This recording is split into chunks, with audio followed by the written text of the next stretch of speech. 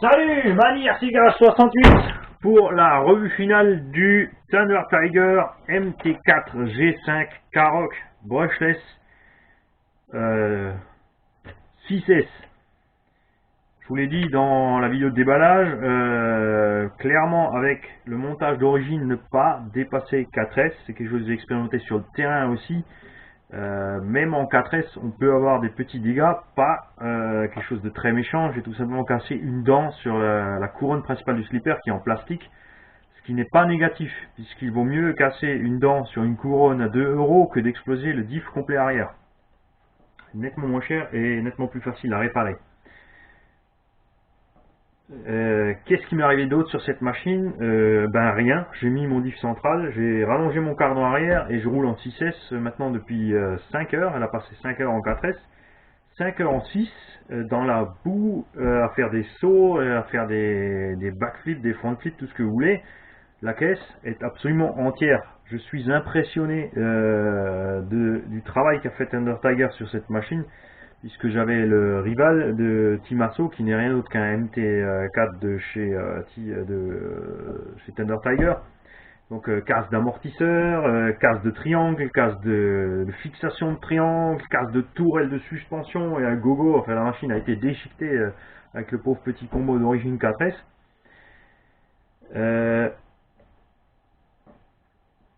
J'avais aussi le EMTA, même constat, capuchon d'amortisseur arraché, triangle pété, etc. Puisque c'est les mêmes triangles que le rival, donc évolution 0 pointé. Là, ils nous ont fait le EMTA Kaiser, qui est la même chose par contre avec des tourelles alu et des amortisseurs alu plus longs. On aura toujours le même problème de triangle, sauf s'ils ont changé le mélange des triangles. Par contre, s'ils l'ont fait, il faudra absolument qu'ils fassent une pub, parce qu'on n'en sait rien, et donc on n'a pas envie d'essayer. Si quelqu'un d'entre vous a essayé le Kaiser et l'a mis en pièces, merci de nous tenir au courant, ou s'il a tenu bon, merci aussi de nous tenir au courant. Donc de retour sur notre Karoq, il s'est arrivé par contre ce que j'ai prédit au niveau de la carreau, puisque Thunder Tiger n'a pas eu la bonne idée de rejoindre les deux parties de la cage avant-arrière, là où est fixée la carreau par une barre de plastique et fixer la carreau sur ces barres. Donc cage fixée à la caisse, l'excent accroché dans la caisse, dans la cage, égale carrosserie extrêmement durable. Là, ils ont fait les trous dans le Lexan et donc la cage pèse sur le Lexan et comme je l'avais dit, le fait d'avoir mis des trous plus gros pour mettre les caoutchoucs n'est pas un plus, puisque j'ai arraché les deux trous dans le toit, les goupilles ont traversé et voilà. Donc j'ai renforcé par du Lexan. Et l'autre chose que j'avais dit à propos de la carreau, et là Arma a fait la même bêtise sur le Big Rock. C'est la mode en ce moment de faire des teintes mat. Il y a deux solutions de faire de la teinte mat, il y a la bonne et la mauvaise. La mauvaise est toujours utilisée par les constructeurs parce que c'est la moins chère. On balance le mat par dessus, bien sûr on met une couche de quelques microns parce qu'il faut économiser la peinture absolument pour gagner des sous. Et il y a la bonne version, vous peignez votre couleur à l'intérieur, bien sûr elle sera brillante puisque à cause de l'effet du Lexan.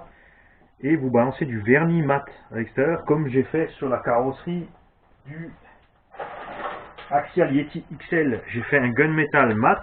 La carrosserie, vous voyez ici à l'intérieur c'est brillant, à l'extérieur c'est bien mat. Quand vous rayez le vernis, bien sûr les rayures deviennent brillantes, mais c'est tout. Et à réparer c'est hyper facile puisque vous faites comme le chirurgien, vous masquez votre carrosserie, vous mettez un scotch autour de la zone que vous voulez travailler, vous passez un coup de vernis mat et c'est réparé.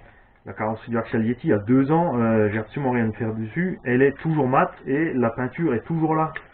J'ai absolument pas rayé la carrosserie, enfin je l'ai rayé mais ça se voit pas.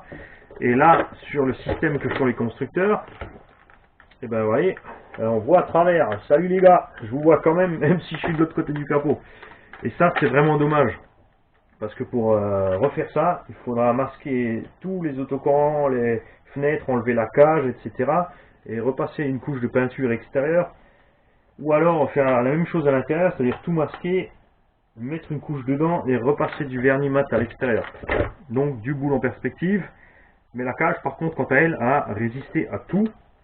Et même si j'avais peur que les tourelles d'amortisseur, les fixations de carreaux, parce qu'elles sont hyper flexibles ici, finissent par craquer parce que c'est un point faible de chez Thunder Tiger. Sur tous mes Thunder Tiger j'ai cassé mes ancrages de carrosserie.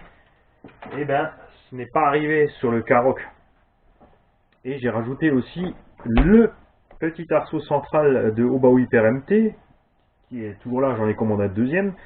J'ai mis des cales à la bonne distance pour que mon toit puisse tranquillement poser ici sur le centre et ne pas arracher mes plots de fixation sur les retournements et les grosses gamelles.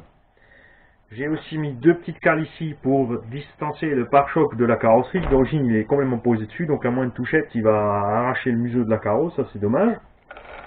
Et un pare-choc avant de Baja 5B RPM monté ici à l'arrière. J'ai percé comme un sauvage des trous de M5 ou M6 et taraudé en M7 pour mettre 4 grosses monstrueuses vis dans ce châssis et tenir ce sabot RPM qui fait super bien son boulot, puisque sur tous les chocs arrière, il empêche en fait mes triangles de suspension d'être arrachés sous la pression du choc, puisque la roulette est flexible, elle va donc s'enlever et les roues vont percuter droit le sol, et tout l'effort est traduit sur les axes de suspension en bas et sur la cale d'axe de suspension.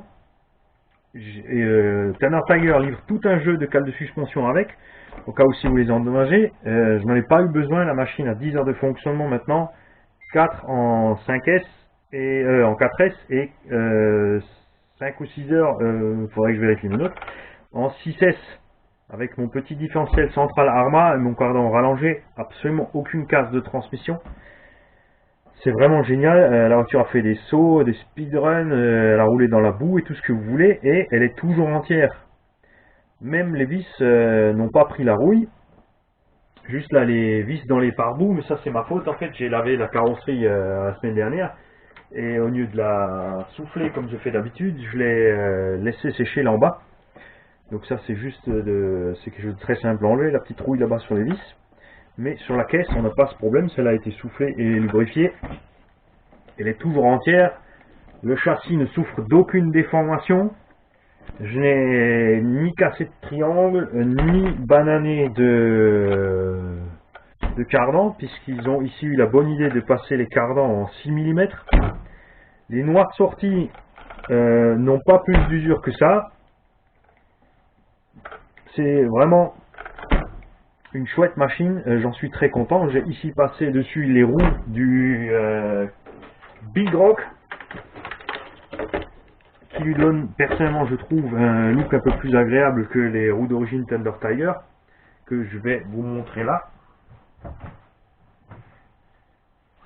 Et Thunder Tiger a fait autre chose de bien, c'est que les hexagones de roues sont en étoile, donc vous avez le même étoile ici que Traxxas.